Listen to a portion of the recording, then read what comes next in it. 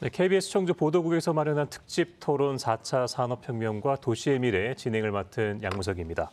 기술 혁신은 인간의 삶에 큰 영향을 끼쳐왔고 그 속도는 점점 더 빨라지고 있습니다. 특히 최근 가장 큰 이슈가 되고 있는 4차 산업혁명은 더 큰 규모와 속도의 변화로 그 영향력을 실감하는 중인데요. 이 4차 산업혁명으로 많은 것들이 달라지는 시대, 과연 우리 도시의 미래는 어떻게 바뀌어야 하고 또 어떻게 바뀌어야 하는지에 대해 오늘 이야기 나눠보겠습니다. Alle diese Fortschritte in den verschiedenen Bereichen hat mir zusammengefasst als zweite Welle der Digitalisierung gesagt, sie ist so wichtig.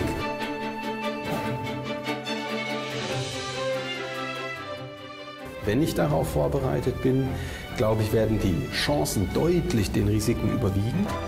Was wir im formalen Bereich tun, ist auf der einen Seite zu sehen, wo sind die Umbrüche, wo sind die Veränderungen besonders stark. Auch bei Arbeit 4.0, das haben wir aktiv nach vorne vorangetragen, weil wir sehen, wenn wir nur zugucken, werden wir verlieren.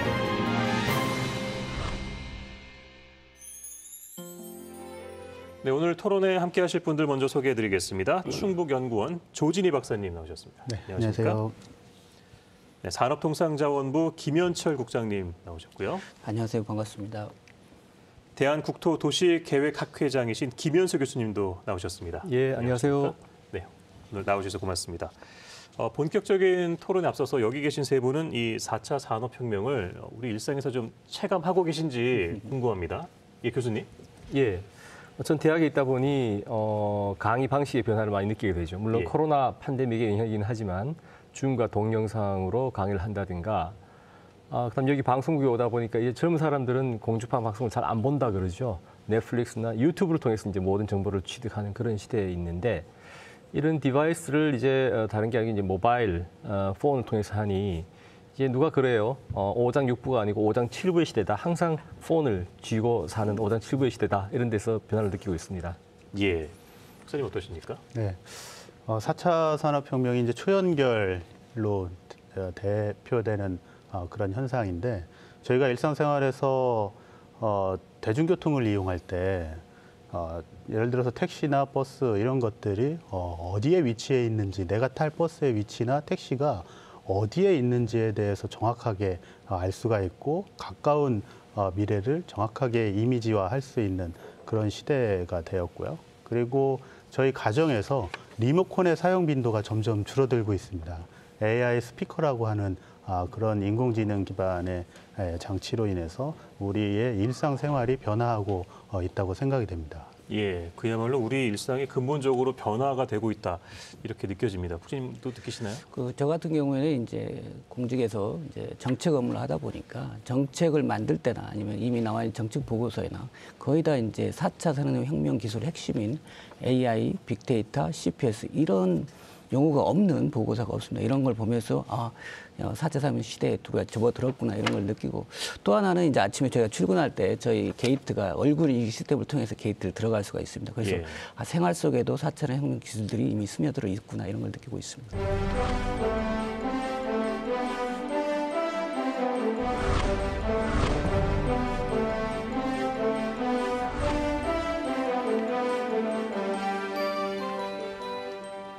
네, 4차 산업혁명 시대를 맞이해서 전 세계 여러 산업 영역에서는 어떻게 이 변화를 준비해야 할지 논쟁이 뜨겁습니다. 우선 많은 분들이 많이 들어서 알고 계시겠지만은 이 4차 산업혁명 도대체 이게 어떤 개념인지 먼저 좀 설명을 좀 해주셔야 될 것 같아요, 교수님. 예.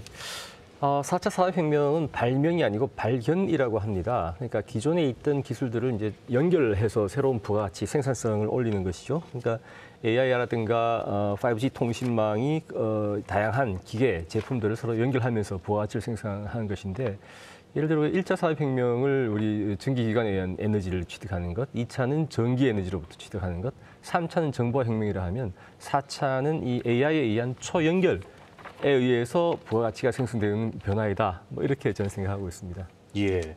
세계적으로 볼 때 이 4차 산업혁명을 주도하고 있는 선도 국가도 있을 것 같거든요. 어느 나라를 꼽을 수 있는지, 또 현재 그 4차 산업혁명의 그 성과랄까요?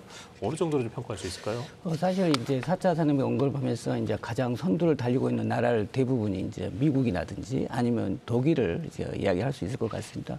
독일 같은 경우에는 사실은 이제 2012년부터 인더스트리 4.0을 시작하면서 제조업 중심으로 이제 어떤 최적화라든지 아니면 거기에 이제 AI 기술이 아닌 빅데이터 4차 산업혁명 기술을 이제 접목을 시켜왔고요. 미국 같은 경우에는 이제 제조업뿐만 아니라 미국이 전체적으로 이제 인터넷이라든지 아니면 이제 4차 산업혁명 기술의 핵심인 AI라든지 빅데이터 이런 부분에도 굉장히 앞서 있기 때문에 이런 기술들을 활용해서 제조업, 유통, 물류 이런 모든 분야에 대해서 이제 선도를 해 간다고 생각하고 있고요. 우리나라의 그 현실도 궁금합니다. 전통적인 IT 강국인데 세계적인 추세를 볼 때 지금 어느 정도 위치에 와 있다고 볼 수 있을까요, 박사님? 최근에 지능정보사회 대응에 대한 수준을 보면 한 22 정도 수준에 있습니다. 그 이야기는 인프라 중심으로 하는 정보사회 대비는 선도적으로 잘 해왔지만 그 인프라를 통해서 생산되는 데이터를 사회의 효율적인 가치로 활용하는 진흥화의 측면에서는 아직 좀 갈 길이 많이 남아 있다라고 생각이 되고요. 최근에 특허 수치로 보면 4차 산업혁명을 유인하는 핵심 기술, IoT라든지 3D 프린팅이라든지 이런 4차 산업을 선도하는 핵심 기술이 미국, 유럽 그리고 일본 다음으로 4위의 수준에 있습니다. 네. 국내 이제 대기업에 있어서는 나름대로 이제 4차 산업혁명에 잘 대응하고 있다고 생각합니다. 초창기부터 이제 4차 산업 혁신 기술인 AI 기술이나 빅데이터 이런 걸 잘 도입해서 사실은 가장 최고의 경쟁력을 가진 최종 공적화라든지 그다음에 효율이라든지 에너지 세이빙이라든지 이런 부분들을 이뤄가고 있고요. 중소기업들은 사실 좀 어려움을 겪고 있는 부분이 있는 것 같습니다. 그래서 이제 정부 차원에서는 이제 좀 스마트 공장 보급 사업이라든지 아니면 AI 빅데이터를 이용해서 산업을 진흥화한다든지 이런 부분들을 지원을 통해 가지고 중소기업에서도 이제 4차 산업에 대응할 수 있도록 그렇게 지원해 나가고 있습니다. 예, 4차 산업혁명을 주도하는 그 핵심 기술이랄까요? 키워드, 여러 가지 단어들이 많은데 좀 정리를 좀 해주시죠. 예. 4차 산업혁명을 주도하는 것은 사람이라고 생각을 합니다. 과거 우리가 전통적인 제조업 중화학공업은 임해 공업 지역의 중장대한 설비, 항만, 철도를 기반으로 하였는데 이 4차 산업혁명을 주도하는 우리가 뭐 스타트업, R&D, 벤처 캐피탈 이런 것들은 전부 대도시로 모이고 있죠. 그래서 오늘 뭐 아마 산업단지 변화에 대해서 관심들이 많으신 것 같은데요. 결국 4차 산업혁명을 주도하는 것은 혁신 인력이고 이런 사람들을 잘 머무르고 플레이, 리브 할 수 있는 그런 환경을 만들어주시는 것이 핵심이다 이렇게 생각을 합니다. 예. 사실 지금까지의 이 세계 경제 패권, 선진국과 후진국이 극명하게 갈린 시기, 우리가 뭐 대분계라고 이렇게 표현을 했었는데 이 4차 산업혁명을 통해서 뭐랄까 이런 판도가 좀 달라지는 기회를 좀 볼 수도 있을 것 같아요. 박사님 어떻습니까? 4차 산업혁명을 통해서 산업판도의 변화 가능성은 매우 높습니다. 과거의 산업 경쟁은 적은 비용 그리고 적은 임금을 가지고 시장에 근접해서 유통비를 줄여서 경쟁력을 확보하는 비용 경쟁 중심으로 산업 구도가 형성이 됐었는데 이 4차 산업혁명 시기에는 보다 부가가치가 큰 서비스를 어떻게 발견하고 그거를 실제 적용할 수 있느냐의 경쟁입니다. 예. 그렇기 때문에 아주 고급으로 숙련된 창의적인 지식 인재들이 중요한 자원으로 작용을 하기 때문에 지식 인재가 활동할 수 있는 공간을 가지고 있는 그런 환경을 가지고 있는 국가들이 새로운 미래 산업의 선정 가능성이 높다라고 할 수 있겠습니다. 기존에는 이제 물리적인 그런 설비라든지 이런 부분들이 이제 경쟁의 주 요소가 됐다 그러면 미래 특히 4차 산업혁명 시절에서는 IT 인프라든지 아니면 아까 말씀하신 그런 것들을 활용할 수 있는 인력이 굉장히 중요하기 때문에 사실 이런 부분들이 갖춰진 나라들이 새로운 시대에 선두 국가가 되지 않을까 이렇게 생각하고 있습니다. 예, 최근에 우리나라에서 미국 구글, 아마존, 빅5 테크 기업이 지금 뭐 엄청나게 덩치가 커졌죠. 우리나라에서도 이제 네이버, 카카오의 덩치가 한 2배, 1년 사이에 한 2배로 커진 것 같습니다. 대학 캠퍼스보다 작은 면적에서 매출액이 뭐 100조가 넘었다 그러는데 작년 말에 올해는 얼마만큼 더 클지 모르겠습니다. 그래서 아마 세계적으로 성공한 그런 어떤 플랫폼들을 보면 대개 이제 대중교통망이 잘 갖춰져 있으면서 또 쾌적함이죠. 어떤 뭐 그런 혁신력들이 모여서 자유롭게 일할 수 있고 교류할 수 있는 그런 장소, 그다음에 어떤 저렴한 주택 이런 것들을 골고루 갖추었을 때 그런 혁신의 잠자리 꽃을 피운다 이렇게들 보고 있습니다. 말씀하신 것처럼 4차 산업혁명으로 굉장히 많은 부분이 우리 일상에서 달라지고 있습니다. 가장 중요한 거 인프라와 시스템이 좀 갖춰져야 되는 부분일 것 같은데 4차 산업혁명 시대에 이것이 가장 중요하다 좀 생각되는 점 어떤 게 좀 있을까요? 플랫폼이 굉장히 중요하다고 생각합니다. 그러니까 기존의 이제 상황에서는 이제 물리적인 어떤 시설이나 설비 이런 것들이 중요했다면 지금은 이제 플랫폼이 굉장히 중요하고 있고요. 플랫폼 같은 경우에는 특히 이제 데이터를 생성하고 또 플랫폼을 통해서 새로운 비즈니스를 할 수 있기 때문에 굉장히 중요한 요소가 될 것 같고 또 하나는 이제 프로핀 경제에서는 기본적으로 독자 생존하는 그런 부분들이기 때문에 선점을 할 경우에는 굉장히 큰 어떤 새로운 가치를 창출할 수 있는 길이 있기 때문에 아마 프로핀 경쟁이 가장 큰 경쟁적인 요소가 되지 않을까 이렇게 생각하고 있습니다. 저도 앞서 국장님 말씀해 주신 것처럼 플랫폼, 그러니까 시스템이 중요하다라고 생각이 들고요. 다만 이제 시스템과 인프라의 균형 부분이 실질적인 그 4차 산업혁명의 현상으로 나타나는데 매우 중요하다라는 생각이 듭니다.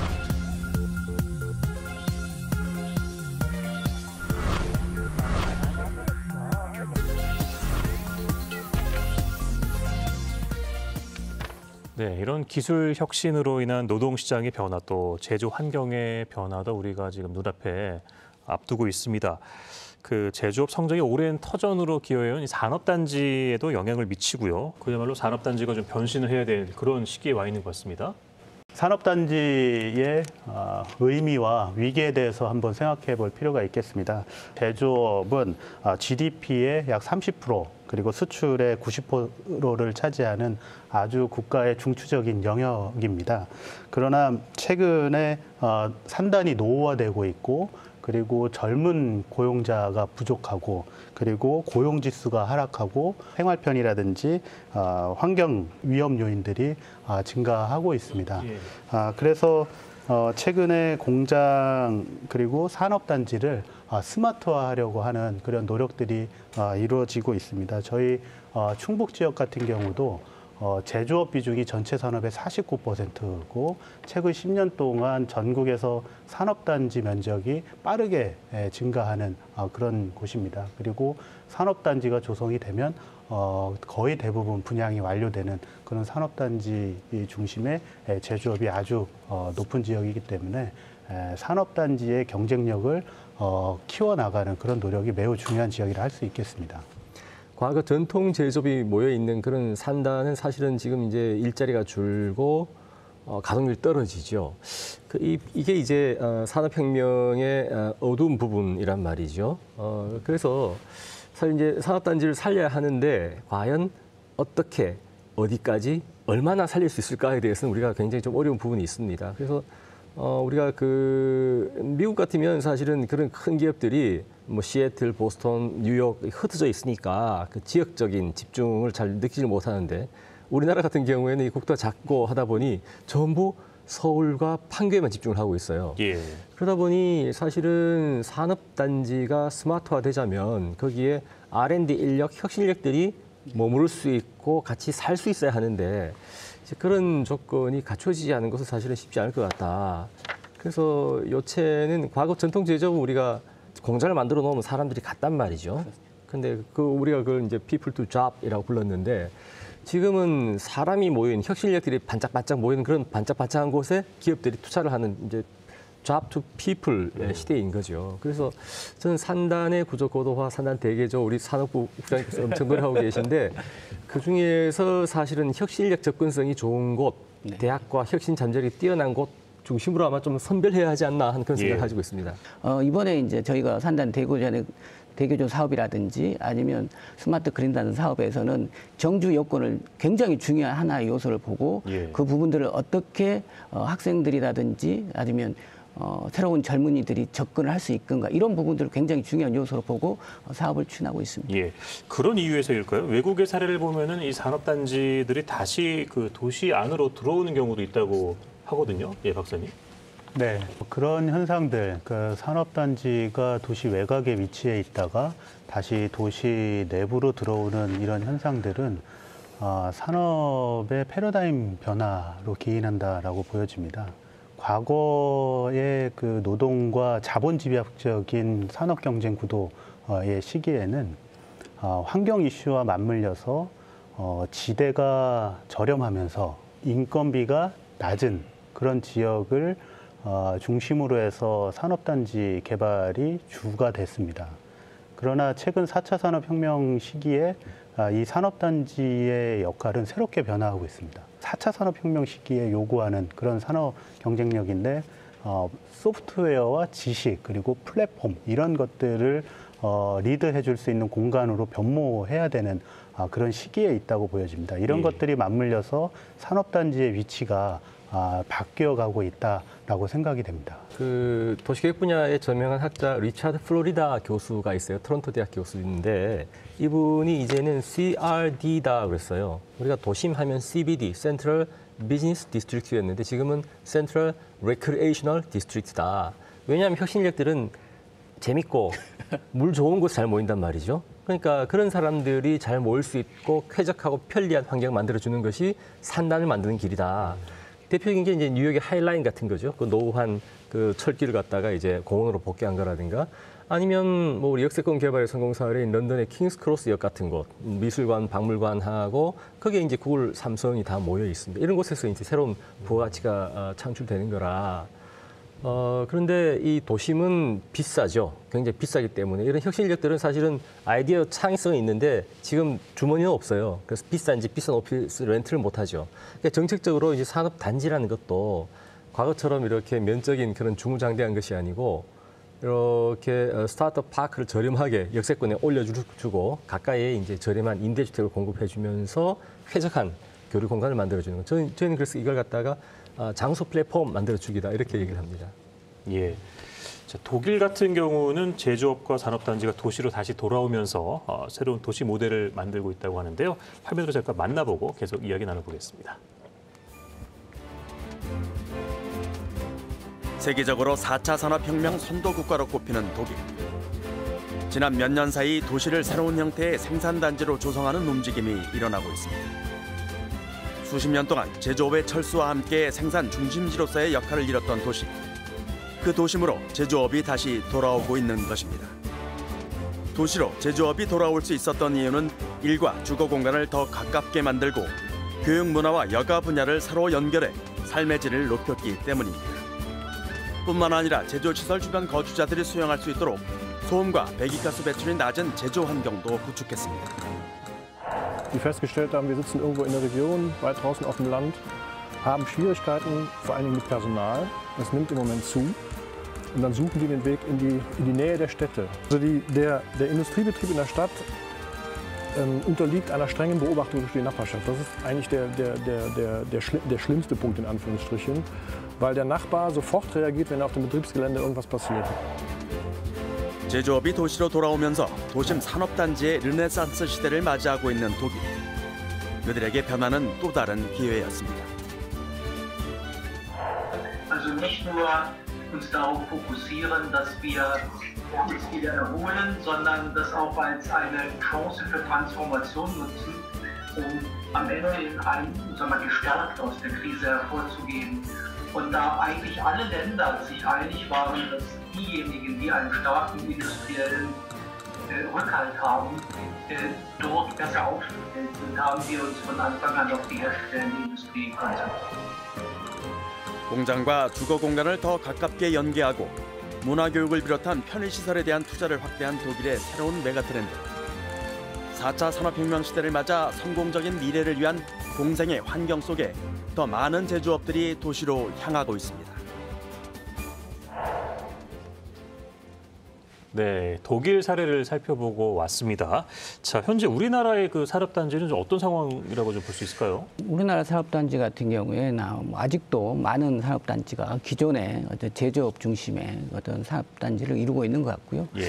지금 현재 이제 정부에서 추진하는 이제 산단 대교조라든지 스마트 그린 산단 사업에서는 4차 산업혁명 기술을 활용한다든지 이런 부분들을 통해서 사실은 이제 어떤 새로운 산업을 만들고 그다음에 젊은이들이 이쪽 와서 창업을 할 수 있고 이런 부분으로 전환을 시키려고 하고 있습니다. 특히 이제 아까 지금이 산단들이 외곽이라든지 도시하고 많이 떨어져 있는데 사실은 이제 저희가 지식산업센터를 해갖고 사실은 이제 도시하고 같이 그리고 또 이제 저희 산단 내에서도 이제 젊은이들이 올 수 있는 그런 센터를 마련해서 사실은 창업이라든지 새로운 비즈니스를 만들 수 있는 공간을 제공하고 있습니다. 그래서 전체를 다 이렇게 바꿀 수는 없지만 실제로 이제 새로운 산업을 만들 수 있는 부분 이런 부분들은 제가 만들어가고 있고요. 이런 부분들을 좀 더 키워서 계속 확산하는 그런 정책으로 갈 생각을 가지고 있습니다.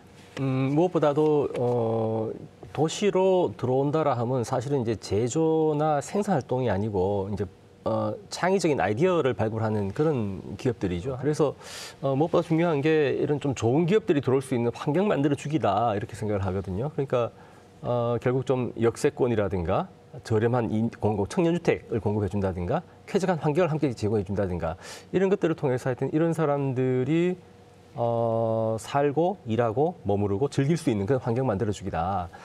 우리가 판교테크밸리가 뭐 한국을 대표하는 그런 플랫폼 장소로 세계적으로 유명해졌습니다만 사실은 거기 가면 이제 주택이 없거든요. 아니 비싸서 판교에 근무한 사람들이 판교에 살지를 못해요. 그다음에 대중교통이 없고 밤이 되면 썰렁하게 죽은 도시란 말이죠. 그래서 사실은 반쪽의 성공이고 앞으로 할 때는 이렇게 혁신인력들이 머무르고 살고 즐길 수 있는 그런 공간 만들어주기다 이렇게 생각을 합니다. 이제 산업단지가 도시 공간으로 들어오는 부분에 대해서 먼저 좀 생각을 해야 될 부분들이 두 가지 유형이 있는 것 같습니다. 기존 도시 공간에 산업단지를 넣는 부분하고 기존 산업단지 공간에 도시의 외연적 확장으로 인해서 자연스럽게 도시 공간으로 편입되는 그런 두 가지 경우가 있을 수 있을 것 같은데 첫 번째 경우 새로운 그 산업단지를 도시 공간에 넣을 때는 기존의 물리적인 공간을 제공하던 산업단지 공급 방식하고는 전혀 다른 방식으로 제시가 되어야 될 것입니다.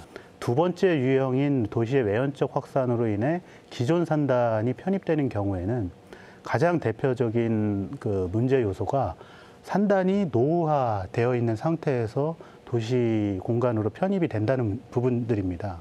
그래서 아주 이질적인 도시 공간에 산업 공간이 형성이 되게 되는데 이 이질성을 극복하기 위해서는 기능을 고도화하고 그리고 인프라를 개선을 해야 되고 노후된 인프라 개선을 해야 되고 그리고 친환경적인 에너지 환경으로 만들어가는 그런 노력들이 필요하다고 하겠습니다.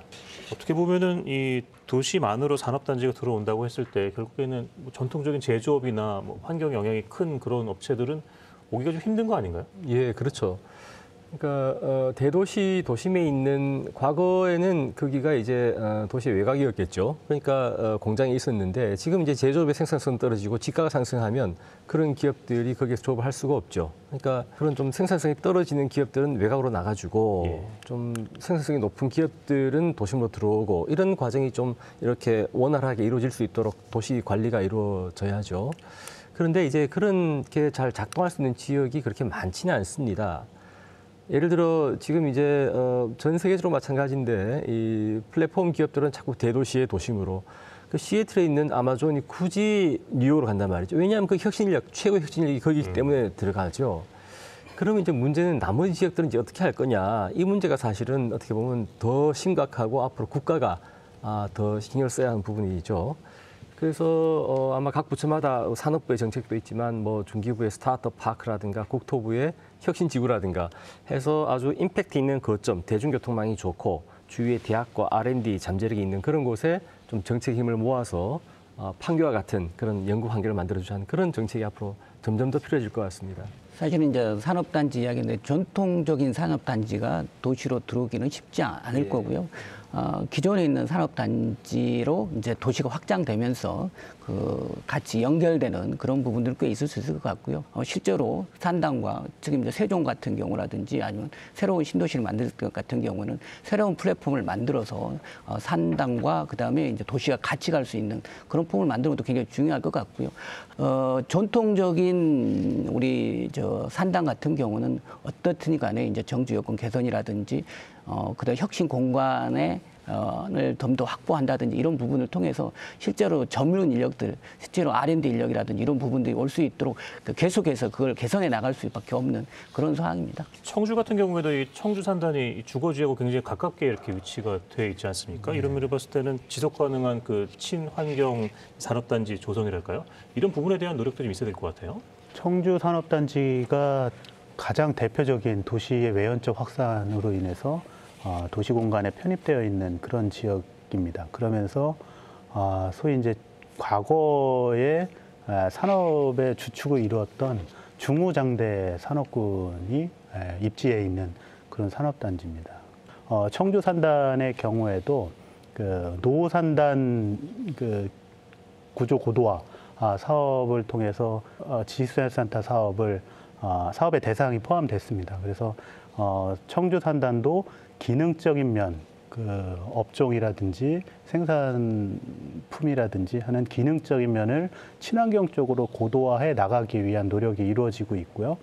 그리고 그 안에 환경들을 좀 개선하기 위한 친환경 쪽으로 개선하기 위한 노력들이 이루어지고 있습니다. 예.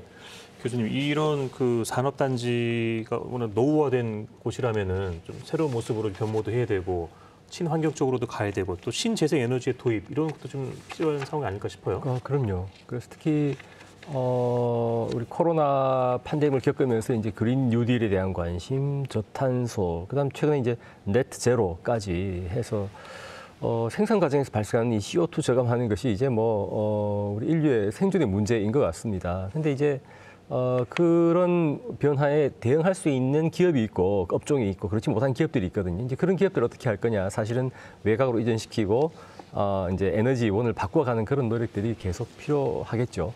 실제로 이제 아까 그 우리 산업단지의 이제 그린화 이런 부분이 굉장히 중요한 있습니다. 저희가 이 산업부 같은 경우는 2005년부터인가 생태산업단지 프로그램을 운영했습니다. 그래서 지금 현재 이제 이번에 새롭게 쓰는 스마트 그린 산단 그런 부분에서는 신재생 에너지에 를 자급자족할 수 있는 이런 부분들이라든지 아니면 에너지 플랫폼을 기본적으로 다 이제 스마트 산단에 스마트 그린 산단에 넣어서 효율적으로 에너지를 사용할 수 있게 해서 에너지를 절감한다든지 이런 부분들이 사실은 이제 미래형 산단의 모습이 아닌가 이렇게 생각하고 있습니다. 예. 한편으로 이런 걱정도 있습니다. 요즘 그 무인 공장이라고 하죠. 사람의 손길이 전혀 필요하지 않은 그런 공장들, 산업단지들도 있어서 일반적으로 그 고용이 좀 줄어드는 게 아니냐 이런 우려도 있거든요. 이 부분에 대한 의견들 어떤지 좀 궁금합니다. 예, 박사님. 무인화 현상은 산업단지뿐만 아니라 사회 전반에서 좀 이루어질 것 같고요. 그로 인해서 이 고용 구조의 변화는 자연스럽게 맞이해야 할 현상이라고 보여집니다. 그러나 고용의 수가 급격하게 주는 그런 충격이라기보다는 구조가 바뀐다라고 생각이 되고요. 단순 업무 중심으로 해서 단순 직종들은 좀 빠르게 사라질 가능성이 높고 창의력 기반의 지식 업종들은 지속적으로 더 그 수가 늘어날 것으로 그렇게 전망이 되고 있습니다. 이 산업의 구조 전환에 따라서 더 인력이 필요한 부분과 부족한 부분으로 나뉘어지게 되고요. 그 예로 자동차의 경우에는 엔진 부분은 좀 줄어들고 전자장비라든지 에너지 부분은 좀 늘어나고 하는 그런 전환기에 있다고 할 수 있겠습니다. 예, 과거 우리 그 산업혁명 때 200년 전에 영국의 적기조례라든가 러다이트 운동이라든가 아주 그 기계 도입에 반대하는 운동이 있었죠. 하지만 자동차가 들어오면서 마구의 일자리는 없어졌지만 자동차 산업에 관련된 수많은 예상치 못했던 새로운 일자리가 생기기도 했죠.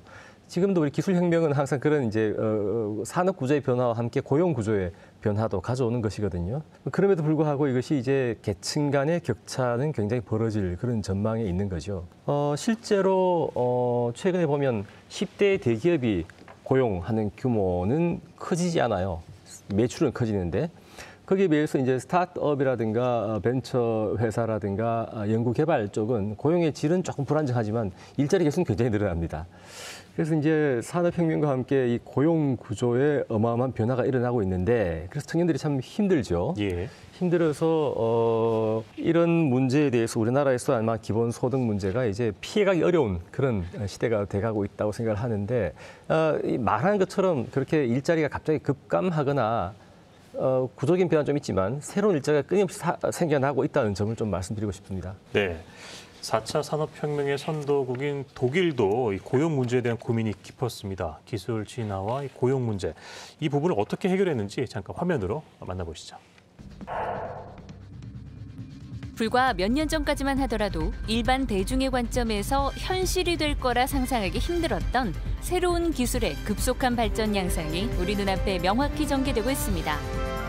이러한 급속한 기술 진보는 그 자체의 속도뿐만 아니라 노동시장에 대해서도 과거에 비해 훨씬 광범위한 파급력을 가질 것으로 예상되고 있습니다. 기술 진보로 인해 일자리가 소멸될 것이라는 우려와 대체할 만한 새로운 일자리가 얼마든지 창출될 것이라는 낙관론이 엇갈리는 가운데 4차 산업혁명 선도국인 독일은 기업과 근로자의 협력을 통해 고용 갈등을 해결해 나가고 있습니다. Natürlich führt dies zu Ängsten, insbesondere bei der Mitarbeiterschaft, ob es hier zu gravierenden Stellenabbauen kommt. Wir haben deswegen ganz früh von Anfang an eigentlich die Tarifpartner mit einbezogen, das heißt also in Deutschland die Betriebsräte und auch die Gewerkschaften, um auf diese Weise gemeinsam auch mit Arbeitswissenschaftlern zu einem Leitbild zu kommen, was sowohl von den Arbeitnehmern als auch von den Arbeitgebern 일자리 창출을 위한 산업화 구조 혁신을 추진하기 위해 노동 4.0을 제시하며 4차 산업혁명 시기의 산업뿐 아니라 전반적인 노동 형태와 근로 조건을 정책적으로 운영 중인 독일. 초연결 사회를 이끌어 나갈 인재 육성 프로그램을 통해 고용주와 근로자 양측 모두 변화하고 진화해가는 일자리에 적응하고 있습니다.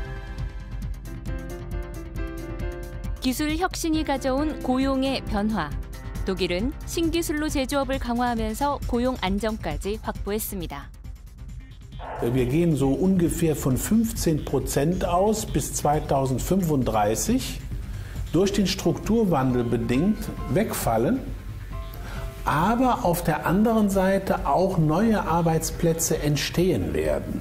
Das heißt also, mit Blick auf den Arbeitsmarkt gehen wir zunächst einmal davon aus, dass wir keine wüste Landschaft in der Arbeitswelt erwarten, sondern dass im Grunde genommen ein Tausch stattfindet, dass alte Arbeitsplätze verschwinden werden, aber neue dafür entstehen. 네, 독일 사례를 보고 왔는데요. 국장님, 우리나라의 그 제조업 부문의 산업단지 고용 현황, 지금 많이 좀 안 좋을 것 같거든요. 뭐 코로나 상황도 있고. 금년 10월 기준으로 해가지고 제조업 취업자 수가 약 434만 명 정도가 됩니다. 이게 이제 전년 동월 대비 약 10만 명 정도 감소한 부분이고요. 예. 그다음에 전체 산업 분야의 취업자 감소율은 약 1.5%였습니다. 그래서 제조 쪽에서 2.2%가 감소해도 조금 더 많은 상황이고요. 산동 같은 경우에는 다행스럽게 고용인이 약 220만 명 정도가 되는데 전년 동월 대비해가지고 약 1.1%가 증가했습니다. 앞으로의 이제 산단이 발전해 나가고 그다음에 이게 이제 4차 산업에 적응해 나가려면 이런 인력들이 어차피 이제 자동화되고 그러면 직접 생산하는 제조 인력이라는 이런 인력에 대한 일자리는 줄어들기 때문에 그런 일자리를 계속 늘려갈 수 있는 정책들을 저희가 가져가야 되지 않을까 이렇게 생각하고 있습니다. 네, 산업단지의 미래 일자리 창출 방안이 좀 우선돼야 할 텐데 구체적인 방안이 좀 있을까요, 박사님? 산업단지가 미래 가치를 견인하는 역할을 해 나가야 되는 부분들은 아주 분명한 것 같고요. 그러기 위해서 여러 가지 노력들이 이루어지고 있습니다. 예를 들어서 충북의 경우에는 국가산업단지가 현재 두 곳이 있습니다. 오송에 한 군데가 있고요. 한 군데는 이제 군 산업과 관련된 곳이 하나가 있는데 그 군 관련된 산업단지는 좀 특수한 경우입니다. 기존의 그 제조업 중심의 산업 생태계에서 연구, 교육과 연구 그리고 비즈니스와 생산이 이루어지는 아까 그 김현수 교수님 공간 플랫폼 말씀하셨는데 그런 공간 플랫폼 전략들을 시도를 하고 있습니다. 그래서 기존의 산업단지의 미래지향적인 역할 재정립을 위한 노력이 이루어지고 있습니다. 네. 예. 앞으로 이 산업단지의 기능과 역할이 어떻게 좀 달라져야 될까요, 교수님? 예. 앞에서 말씀하신 대로 이제 첨단화되고 이제 고부가가치화 돼 가야죠. 그래야 청년들이 모이지 않겠습니까? 근데 이제 그런 변화가 일어날 수 있는 장소가 입지가 저는 모두가 다 가능하다고 생각하지는 않습니다. 그러니까 지금 사실은 우리가 지방 소멸 경제의 쇠퇴를 많이 우려하는데 수도권은 증가하고 지방 5개 광역 대도시권 가까운 곳은 인구가 유지되고 그 바깥은 지금 뭐 계속 빠지고 있거든요. 그래서 그렇게 인구가 급하게 빠진다는 말은 뭐냐면 젊은 사람들이 일자리가 없기 때문에 빠지는 거란 말이죠. 이제 그런 데 산단이 있습니다. 이제 그런 곳의 산단을 어떻게 이렇게 개조할 수 있을까 저는 좀 의문을 가지고 있고 따라서 좀 집중과 선택이 필요하다고 생각을 합니다. 어떤 곳이냐 하면 좀 적어도 인구 기반이 50만, 100만 이상이 돼야 되고 광역도성망이 살아 있어야 하고 주변에 기업, 연구소가 있어서 혁신 인력들을 좀 불러들일 수 있는 그런 잠재력이 있는 곳은 이와 같은 노력의 성과가 있겠지만 그렇지 않은 곳은 사실 좀 어려움을 겪을 것이다 이렇게 보고요. 예를 들면 우리 전국에 10개 혁신 도시가 있는데 그 안에 다 혁신 인력이 모이는 것은 아니란 말이죠. 똑같은 이유로 그렇습니다. 그래서 지금 이제 지방 시도 중심으로 메가시티를 구축하자, 시도를 통합하자 하는 논의가 있습니다. 지금처럼 시도가 경쟁하고 시군이 경쟁하는 상황에서는 사실은 그런 성장 사업을 유치할 수가 없으니 거점 중심으로 모아서 선택과 집중을 하자는 그런 논의가 이제 지금 팽배하고 있는데 산단 대개조라는 것도 저는 그런 시각에서 좀 바라볼 필요가 있다고 생각합니다.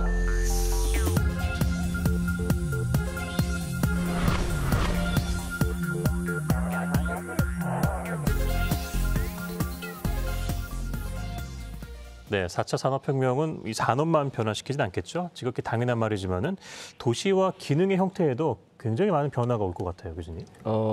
성장하는 기업들이 대도시로 몰리니까 인구가 과거 이제 제조업 시대에는 전국 골고루 이렇게 다 공장이 있고 인구가 분포됐었죠. 120년 전에 처음 그 조선 말기에 통계가 있었는데 그때 도시화율이 5%였어요. 그러니까 전부 농사 짓고 살았죠. 예.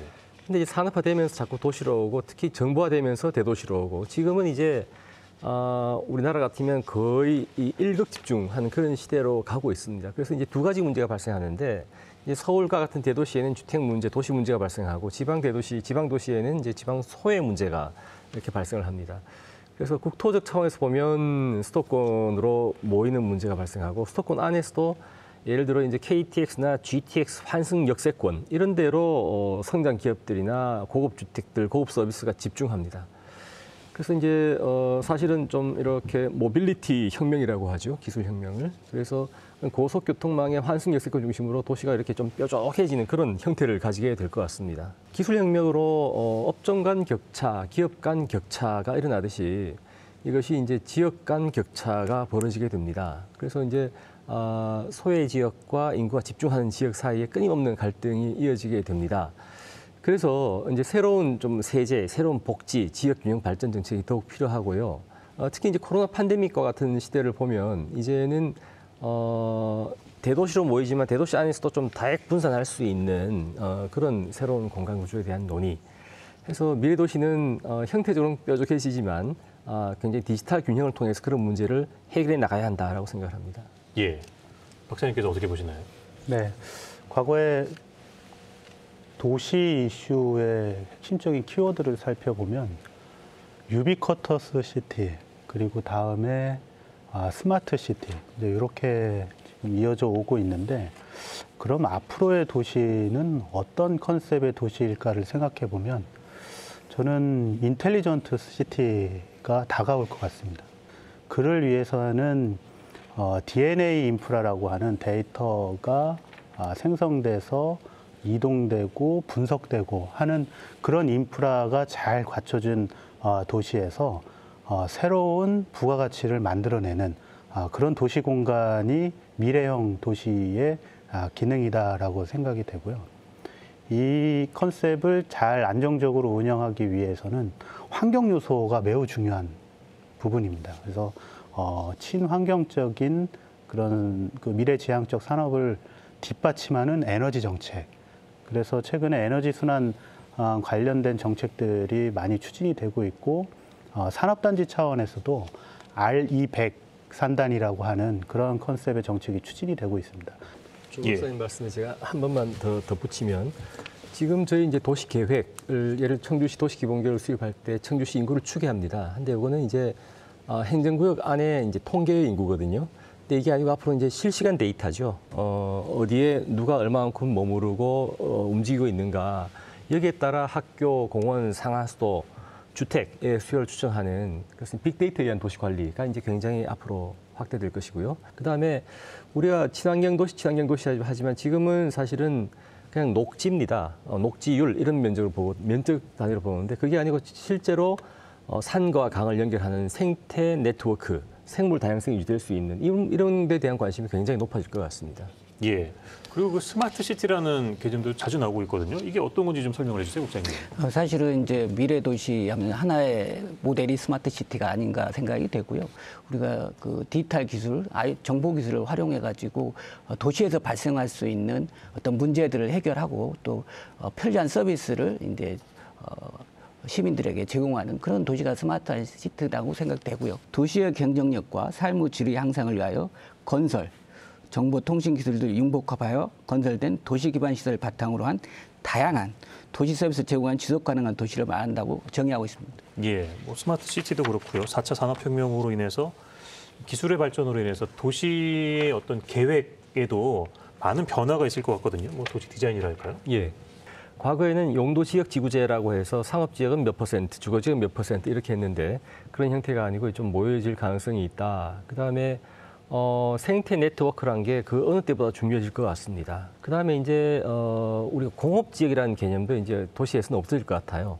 이게 그냥 그게 공장이 있는 것이 아니기 때문에 공업하고 상업의 구분이 점차 모호해질 것 같습니다. 네. 우리 충북 지역만 놓고 본다면 또 어떤 변화가 좀 있을까요?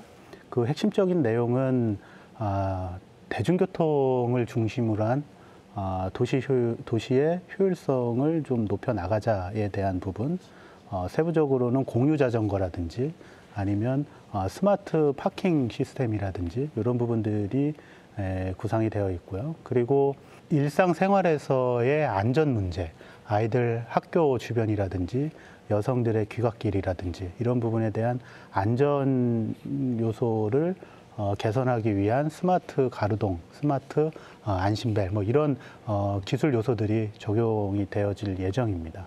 세계적으로 이 스마트 시티, 4차 산업혁명 신기술을 활용한 새로운 도시들이 만들어지고 있습니다.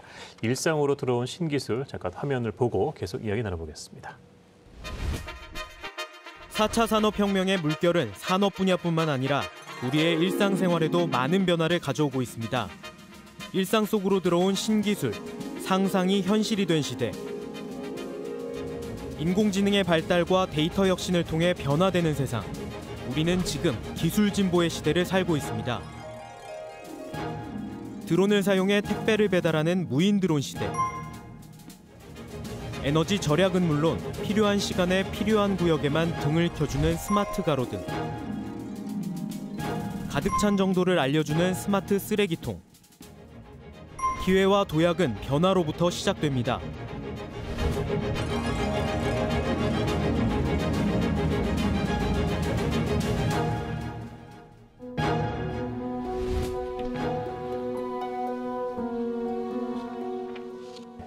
4차 산업혁명과 도시의 미래를 주제로 한 오늘 토론 이제 마칠 시간이 거의 다 되는데요. 앞으로 우리 미래 도시를 향한 우리의 과제가 뭐라고 생각하시는지 한 말씀씩 듣고 오늘 토론 정리하도록 하겠습니다. 교수님 먼저. 예. 그래서 이제 인구와 산업이 자꾸 대도시로 모이는 이 현상을 피해가기가 매우 어렵습니다. 전 세계적인 현상이기 때문에. 그래서 이제 뾰족한 도시가 되는 이제 컴팩시티가 등장할 것이고, 문제는 이제 주변 지역으로 여러 가지 편익을 분산시키는 네트워크, 그래서 컴팩 앤 네트워크 형태인데, 우리는 이제 압축 연계형 도시라고 합니다. 이 네트워크를 뭘로 가져갈 것인가? 결국 이제 교통망, 대중교통망을 통해서 이제 편익이 없는 지역까지 분산시키는 방법도 있고요. 또 한 가지는 디지털 디바이스를 통해서 우리가 가지 않고도 소비하고 가지 않고도 진료받을 수 있는 그런 시스템이죠. 이제 문제는 소외된 계층들, 노인이라든가 저소득계층이라든가 장애인들이 그런 것에 대한 접근성이 매우 취약하기 때문에 디지털 복지, 디지털 평등을 유지하는 것이 매우 중요한 정책 과제가 될 것이다. 그다음 이제 말씀하신 빅데이터에 의한 도시 관리 이런 것들이 오히려 직접 민주주의에 가까운 그런 의사결정 시스템을 갖추게 될 것이고요. 도시 생활이 더 윤택해지고 편리해질 가능성이 매우 높습니다. 그런 한번 낙관적인 미래를 그려봅니다. 사실 여러 형태의 미래 도시가 있었을 것 같고, 그 도시가 추구하는 가치, 어떤 문화를 추구할 수도 있고 산업을 추구할 수 있고 이런 다양한 가치를 추구할 수 있을 거라고 생각하고요. 그런 부분들에 이제 우리가 어떤 형태의 도구, 어떤 수단을 동원해서 그걸 백업을 해 나갈 수 있나, 이런 부분들이 사실 정책이라든지 이 미래 도시를 구축하는 사람들의 숙제가 아닐까 이렇게 생각합니다. 4차 산업혁명 이슈들이 접목이 되면서 많은 부분에서 새로운 형태의 양상들이 나타나고 있습니다. 그래서 앞으로 미래 도시는 디지털을 매개로 하는 초연결 사회로 간다라고 하는 게 많은 학자들의 공통된 의견이고요. 그리고 이 디지털 기반의 초연결 사회가 가져다주는 혜택은 지능화에 의한 생활 서비스의 속도와 질의 개선에 있습니다. 이 과정에서 환경적으로 그리고 각각의 개인들이 가져가는 얻을 수 있는 혜택의 격차, 이런 부분들에 대한 균형을 찾아가기 위한 그런 노력들이 같이 어우러지는 그런 도시의 모습으로 나아가야 할 것입니다. 네, 현실화된 4차 산업혁명 그리고 산업 패러다임의 변화, 더 나아가 미래형 도시의 모습까지 이제 새로운 탐구와 도전이 필요할 때입니다. 새로운 기술 시도와 또 미래에 대한 혁신에 인색해서는 안 될 거란 생각도 드네요. 자, 오늘 나오신 세 분 고맙습니다. 네, 수고하셨습니다. 네, 특집으로 마련한 토론 여기서 마치겠습니다. 함께해 주신 여러분 고맙습니다.